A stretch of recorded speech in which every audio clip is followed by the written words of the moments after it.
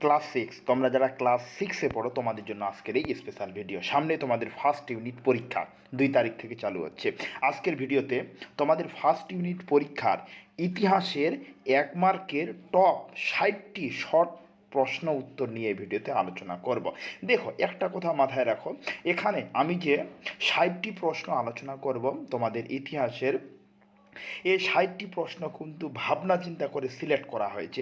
এই 60টি প্রশ্ন তোমরা যদি ভালোভাবে মুখস্থ করে যাও তাহলে 1 মার্কের প্রশ্ন তোমাদের ফার্স্ট ইউনিট পরীক্ষার সবটাই কমন পাবে। এই কথাটি যেন মাথায় থাকে। তাই ঝটপট ভিডিওর সম্পূর্ণ প্রশ্নের উত্তর নিজেদের খাতায় লিখে নাও আর যত পারো তাড়াতাড়ি মুখস্থ করো, কারণ পরীক্ষায় ভালো নাম্বার তুলতেই হবে। তাহলে ক্লাস সিক্স ইতিহাস ফার্স্ট ইউনিট পরীক্ষা 2026 টপ 60 শর্ট কোশ্চেন অ্যান্সার। আর হ্যাঁ, এখনও যদি চ্যানেলটিকে সাবস্ক্রাইব করে না থাকো তাহলে অবশ্যই সাবস্ক্রাইব করো, তাই এর পরের ভিডিও মিস হবে না। প্রথম প্রশ্ন, আলতামিরা গুহা কোথায় অবস্থিত? উত্তর হবে আলতামিরা গুহা স্পেনে অবস্থিত। তারপরে নাম্বার 2, হোমো হাবিলিস কথার অর্থ কী? উত্তর, হোমো হাবিলিস কথার অর্থ হলো দক্ষ মানুষ।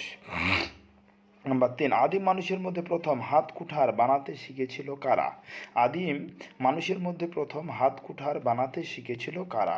উত্তর হবে হোমো ইরেক্টাসরা। নাম্বার 4, লুসির খোঁজ কত সালে পাওয়া যায়? উত্তর হবে 1974 সালে লুসির খোঁজ পাওয়া গিয়েছিল। নাম্বার 5, সর্বপ্রথম আদিম মানুষের নিদর্শন কোথায় পাওয়া গেছে? উত্তর হবে পূর্ব আফ্রিকায়। নাম্বার 6, অস্ট্রালোপিথেকাসদের একটি বৈশিষ্ট্য লেখ। উত্তর হবে তারা দুপায়ে ভর দিয়ে দাঁড়াতে পারত। নাম্বার 7, হোমো সাপিয়েন্স কথার অর্থ কী? উত্তর হবে বুদ্ধিমান মানুষ। তারপরে নাম্বার 8, হোমো ইরেক্টাস কথার অর্থ কী? উত্তর হবে সোজা হয়ে দাঁড়াতে সক্ষম মানুষ। তারপরে নাম্বার 9, লেজবিহীন বড় বানরদের কি বলা হতো? উত্তর হবে অ্যাপ বলা হতো। খুবই ইম্পর্টেন্ট প্রশ্ন। পাথরের যুগকে কয়টি ভাগে ভাগ করা যায়? উত্তর হবে 3টি ভাগে ভাগ করা যায়, প্রাচীন যুগ, মধ্যযুগ, নব্যপ্রস্তর যুগ। নাম্বার 11, পুরনো পাথরের যুগে মানুষ কোথায় বাস করত? উত্তর হবে গুহায় বা খোলা আকাশের নিচে বাস করত।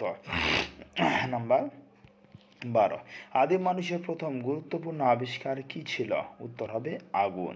নাম্বার 13, আদিম মানুষ কিভাবে আগুন জ্বালাতো? উত্তর হবে চকমকি পাথর ঘষে। প্রশ্নটি কিন্তু মনে রাখবে, খুব ইম্পর্টেন্ট। এখানে একটা কথা তোমরা আরও মনে রাখতে পারো যে দাবানল কাকে বলে? বনের আগুনকে দাবানল বলে। বনের কাঠ ঘষে ঘষে যে আগুনের সৃষ্টি হতো। নাম্বার 14, আদিম মানুষ কোন যুগে কৃষিকাজ শেখে? খুবই ইম্পর্টেন্ট প্রশ্ন। নব্যপ্রস্তর যুগে। নব্যপ্রস্তর যুগের প্রধান বৈশিষ্ট্য কী ছিল? উত্তর হবে চাকার আবিষ্কার ও স্থায়ী বসবাস। তারপরের প্রশ্ন মাস্ট কমন, অবশ্যই মনে রাখবে। ভীমবেটকা গুহার খোঁজ কত সালে পাওয়া যায়? উত্তর 1957 সালে ভীমবেটকার গুহার খোঁজ পাওয়া যায়। নাম্বার 17, ভীমবেটকা গুহা কোথায় অবস্থিত? মনে রাখবে, ইম্পর্টেন্ট আছে, মধ্যপ্রদেশ। ভীমবেটকার গুহা চিত্র কোন রং বেশি দেখা যায়? উত্তর হবে লাল ও সাদা রং। হুনসি উপত্যকা কোথায় অবস্থিত? উত্তর হবে কর্ণাটকের গুলবর্গা জেলায় হুনসি উপত্যকা অবস্থিত। নাম্বার 20, কাশ্মীরের কোথায় দুধারওয়ালা ছুরি পাওয়া গেছে? উত্তর হবে হরাই বা বুর জাহামে। মনে রাখবে। মেহেরগড় সভ্যতা মাস্ট কমন, পরীক্ষায় আসবেই এই প্রশ্নটি, ভেরি ভেরি ইম্পর্টেন্ট আছে, যে মেহেরগড় সভ্যতা কে আবিষ্কার করেন? যা ফ্রাসোয়া জারিজ। এখানে একটা জিনিস মনে রাখো, সবাই ভুল করে। এই যে বানানটি আছে না, এই বানানটি কিন্তু সবাই ভুল করে বেশিরভাগে, যার ফলে এই প্রশ্নের এই নাম্বারটি কেটে যায়। বানানটি মনে রাখো।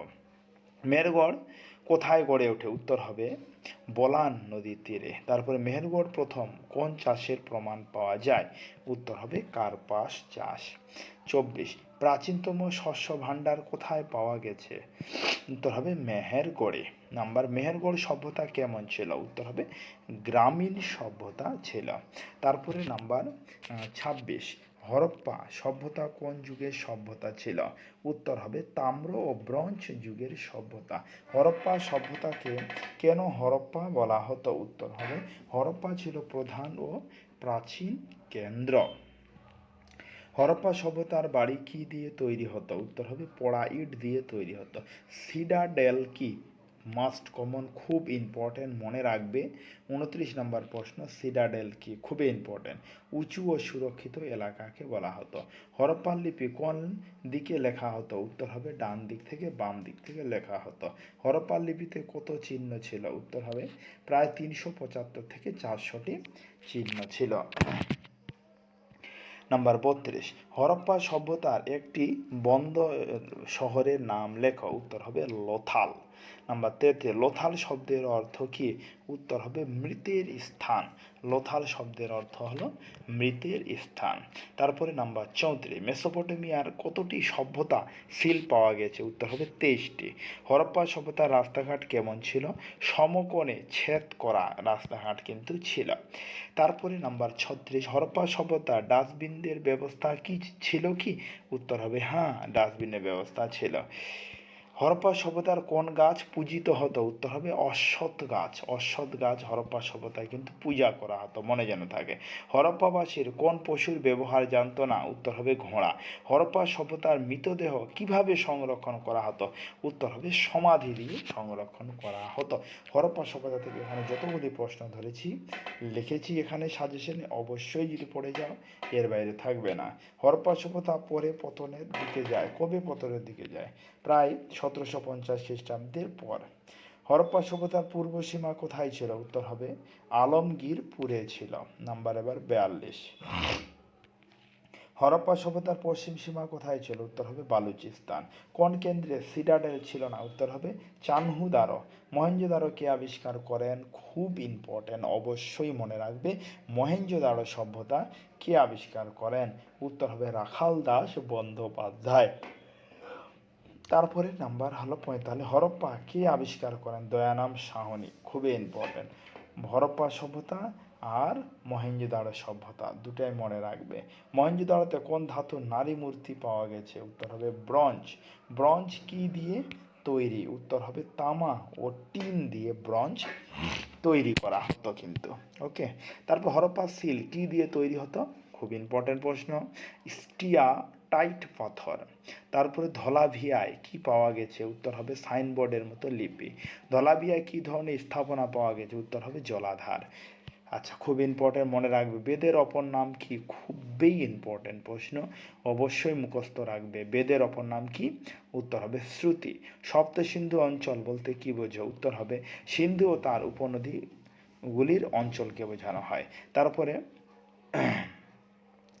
10 রাজার যুদ্ধ কোথায় হয়েছিল? উত্তর হবে পুরুঞ্জি নদীর তীরে 10 রাজার যুদ্ধ হয়েছিল।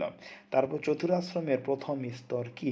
উত্তর হবে ব্রহ্মচর্য। শিক্ষাক্ষেত্রে গুরুগৃহের ত্যাগের সময় কি বলা হতো? খুব ইম্পর্টেন্ট, মনে রাখবে। স্নাতক আরণি, মাস্ট কমন ইম্পর্টেন্ট, একজন গুরু ভক্ত শিষ্য ছিল।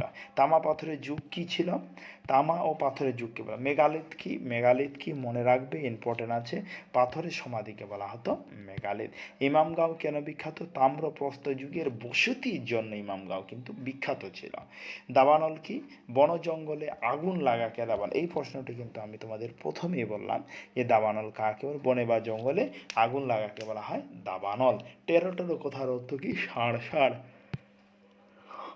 তারপরে নাম্বার 63, বিন্ধ্য পর্বতের উত্তর অংশে কি নামে পরিচিত ছিল? উত্তর আর্যভট্ট। মহেঞ্জোদারো স্নানাগারের দৈর্ঘ্য কত ছিল? 180 ফুট। হরপ্পা সভ্যতাকে কে কেন প্রায় ইতিহাস বলা হতো? লিপি এখনো পাঠোদ্ধার হয়নি বলে এখানে প্রায় ইতিহাস বলা হতো। তাহলে তোমাদের সামনে ফার্স্ট ইউনিট পরীক্ষার জন্য 1 মার্কের এই স্পেশাল সাজেশনের যে সমস্ত প্রশ্ন দেওয়া আছে, অবশ্যই এই প্রশ্নগুলি মুখস্থ করে পরীক্ষা সেন্টারে যাবে। 1 মার্কের সব প্রশ্ন কমন পাবে। তাহলে আজকে অবধি কথা হচ্ছে, এরপরে ভিডিওতে। ধন্যবাদ।